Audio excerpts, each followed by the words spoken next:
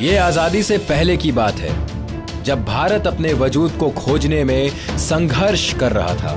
मुगलों के शासन के बाद अंग्रेजों ने भारत पर 200 साल राज किया था। देश के बहुत से क्रांतिकारियों की शहादत के बाद 1947 को भारत एक आजाद देश बनने जा रहा था। मोहम्मद अली जिन्ना ने जोधपुर और जैसलमेर के राजा के साथ एक मीटिंग रखी, जिसमें उन्होंने पाकिस्तान से जुड़ने का प्रस्ताव दिया और एक कोरे कागज पर दस्तखत करके जोधपुर के राजा को दे दिया। पर राजा ने सोचने का वक्त मांगा और जिन्ना ने वो कागज छीन लिया। अगर पाकिस्तान बनाने वाले मोहम्मद अली जिन्ना ने वो कागज छीन ना लिया होता तो क्या होता? आज जिसे हम हिंदुस्तान कहते हैं, उसका चेहरा कुछ ऐसा हो सकता था।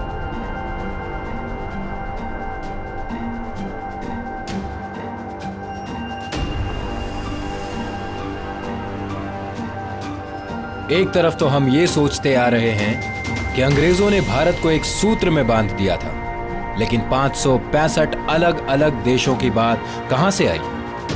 दरअसल जिस ब्रिटिश इंडिया की हम बात कर रहे हैं, उसमें छोटे बड़े मिलाकर 565 रजवाड़े थे।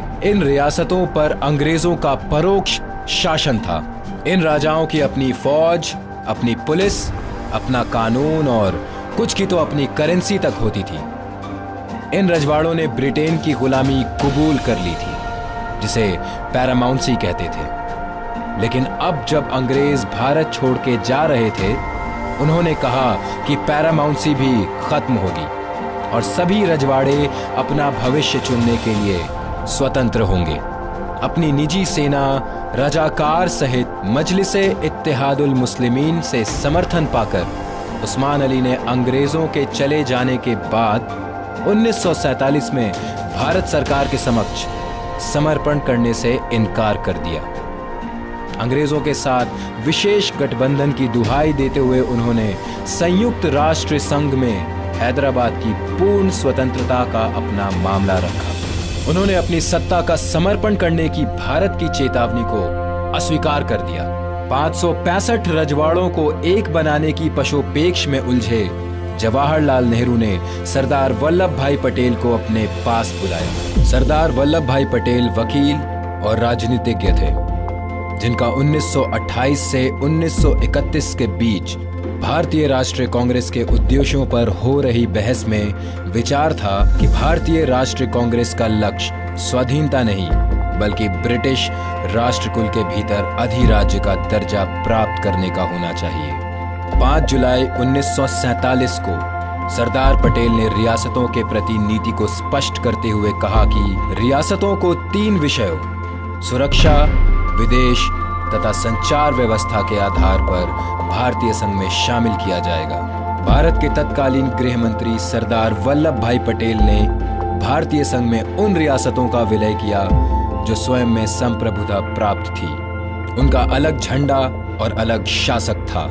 सरदार पटेल ने आजादी के ठीक पूर्व ही मेनन के साथ मिलकर कई देसी राज्यों को भारत में मिलाने के लिए कार्य आरंभ कर दिया था।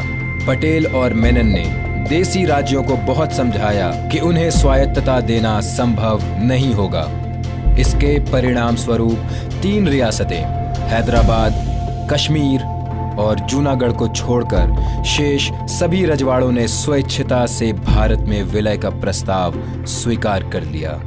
15 अगस्त 1947 तक शेष भारतीय रियासतें भारत संघ में सम्मिलित हो चुकी थीं, जो भारतीय इतिहास की एक बड़ी उपलब्धि थी। जूनागढ़ के नवाब के विरुद्ध जब बहुत विरोध हुआ तो वो भागकर पाकिस्तान चला गया और इस प्रकार जूनागढ़ भी भारत में मिला लिया गया।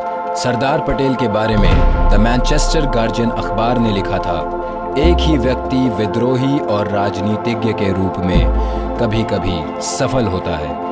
सरदार पटेल पर यह टिप्पणी बिल्कुल सही बैठती है।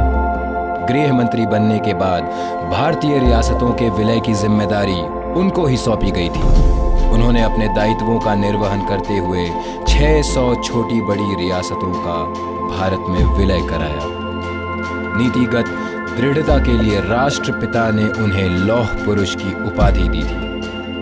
सरदार ने अंग्रेजों को घुटने टेकने पर मजबूर कर दिया। सरकार किसानों से 30% लगान वसूल करती थी।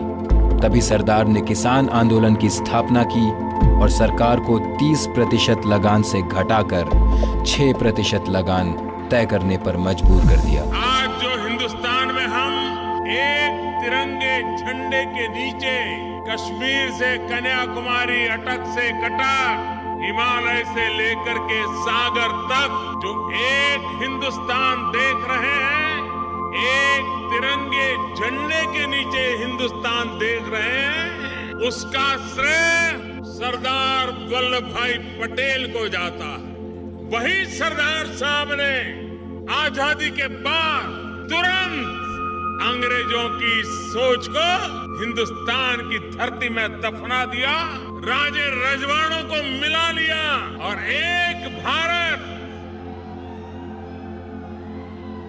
आज हम सब जी रहे हैं। सरदार वल्लभ भाई पटेल का जन्म 31 अक्टूबर 1875 ईस्वी में नाडियाड, गुजरात में लेवा पट्टीदार जाति के एक समृद्ध जमींदार परिवार में हुआ। सरदार पटेल के पिता झाबेर भाई एक धर्मपरायण व्यक्ति थे। गुजरात में सन 1829 ईस्वी में स्वामी सहजानंद द्वारा स्थापित स्वामी नारायण पंथ के वे परम भक्त थे। 55 वर्ष की अवस्था में उपरांत उन्होंने अपना जीवन उसी में अर्पित कर दिया था। वल्लभ भाई ने स्वयं कहा, मैं तो साधारण कुटुंब का था। मेरे पिता मंदिर में ही जिंदगी बिताते थे और वहीं उन्होंने पूरी जिंदगी बिताई। वल्लभ भाई की माता लाडबाई अपने पति के समान एक धार्मिक महिला थी। वल्लभ भाई 5 भाई व एक बहन थी। पारंपरिक हिंदू माहौल में पले बढ़े सरदार पटेल ने करमसद में प्राथमिक विद्यालय और पेटलाद स्थित उच्च विद्यालय में शिक्षा प्राप्त की, लेकिन उन्होंने अधिकांश ज्ञान स्वाध्याय से ही अर्जित किया। 16 वर्ष की आयु में ही उनका विवाह हो गया। 22 साल की उम्र में उन्होंने मैट्रिक की परीक्षा पास की और जिला अधिवक्ता की परीक्षा में उत्तीर्ण हुए, जिससे उन्हें वकालत करने की अनुमति मिली। एक वकील के रूप में सरदार पटेल ने कमजोर मुकदमे को सटीकता से प्रस्तुत करके और पुलिस के गवाहों तक अंग्रेज न्यायाधीशों को चुनौती देकर विशेष स्थान प्राप्त किया। 1908 में पटेल की पत्नी की मृत्यु हो गई। उस समय उनके एक पुत्र और एक पुत्री थी। इसके बाद उन्होंने विधुर जीवन व्यतीत किया।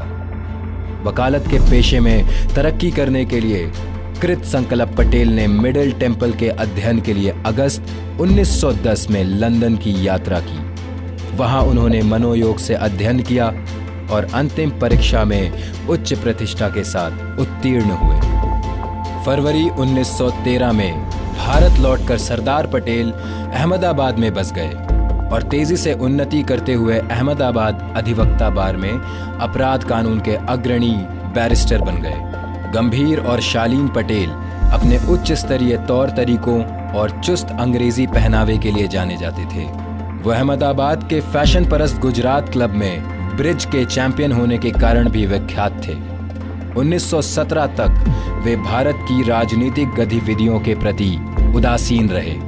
सन 1917 में मोहनदास करमचंद गांधी से प्रभावित होने के बाद सरदार पटेल ने पाया कि उनके जीवन की दिशा बदल गई है।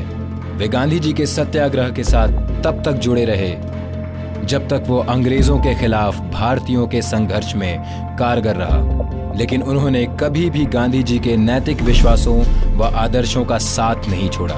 उनका मानना था कि उन्हें सार्वभौमिक रूप से लागू करने का गांधी जी का आग्रह भारत के तत्कालीन राजनीतिक, आर्थिक व सामाजिक परिप्रेक्ष्य में अप्रासंगिक है। फिर भी गांधी जी के अनुसरण और समर्थन का संकल्प करने के बाद पटेल ने अपनी शैली और वेशभूषा में परिवर्तन कर लिया। उन्होंने गुजरात क्लब छोड़ दिया और भारतीय किसानों के समान सफेद वस्त्र पहनने लगे तथा भारतीय खानपान को पूरी तरह से अपना लिया।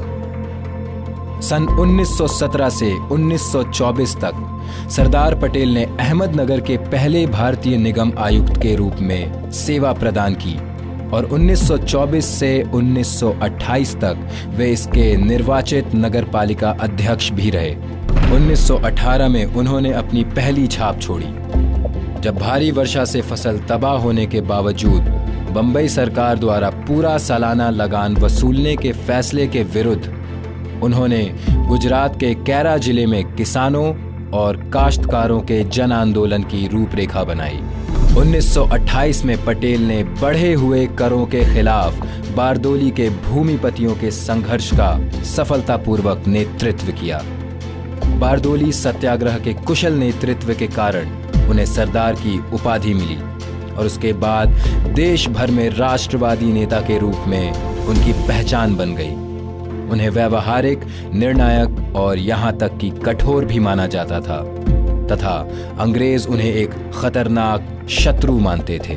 द्वितीय विश्व युद्ध के दौरान जब जापानी हमले की आशंका हुई तो सरदार पटेल ने गांधी जी की अहिंसा की नीति को अव्यावहारिक बताकर खारिज कर दिया। सत्ता के हस्तांतरण के मुद्दे पर भी उनका गांधी जी से इस बात पर मतभेद था कि उपमहाद्वीप का हिंदू भारत तथा मुस्लिम पाकिस्तान के रूप में विभाजन अपरिहार्य है। पटेल ने जोर दिया कि पाकिस्तान दे देना भारत के हित में है।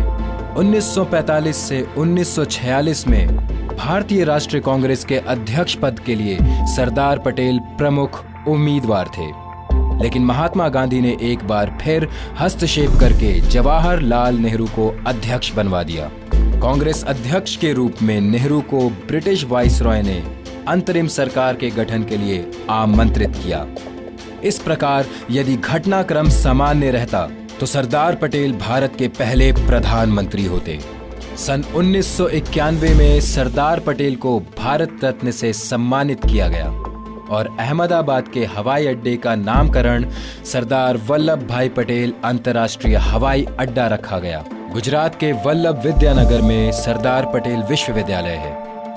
31 अक्टूबर 2013 को सरदार वल्लभ भाई पटेल की 137वीं जयंती के अवसर पर भारत के प्रधानमंत्री श्री नरेंद्र मोदी ने गुजरात के नर्मदा जिले में सरदार पटेल के स्मारक का शिलान्यास किया। इसका नाम एकता की मूर्ति यानी स्टैच्यू ऑफ यूनिटी रखा गया है। यह मूर्ति स्टैच्यू ऑफ लिबर्टी से दोगुनी ऊंचाई वाली बनाई जाएगी। आज जो हमारे भारत की तस्वीर है उसमें सरदार पटेल का बहुत बड़ा योगदान है। देश को अपने पैरों पर खड़ा करके 15 दिसंबर 1950 को 75 साल की उम्र में सरदार वल्लभ भाई पटेल ने अपने प्राण त्याग दिए, लेकिन भारत के प्रति उनका योगदान और उनकी विचारधारा हमेशा हमारे दिलों में जिंदा रहेगी। जय हिंद, जय भारत।